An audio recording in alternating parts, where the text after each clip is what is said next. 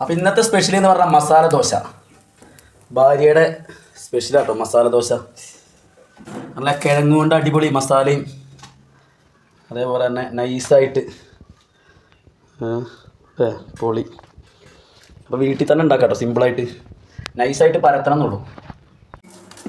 നല്ല അടിപൊളി ദോശയ്ക്കുള്ള മാവ് ഒഴിക്കുന്ന പോലെ നല്ല അടിപൊളിയായിട്ട് മാവ് ഒഴിക്കുക. നല്ല പരന്ന ചട്ടി വേണം, നൈസായിട്ട് പരത്തണം. അതാണ് ഇതിൻ്റെ ടെക്നിക്ക്. നൈസായിട്ട് അങ്ങോട്ട് പരത്തി കഴിഞ്ഞാൽ പൊളി വൈബ് കിട്ടും.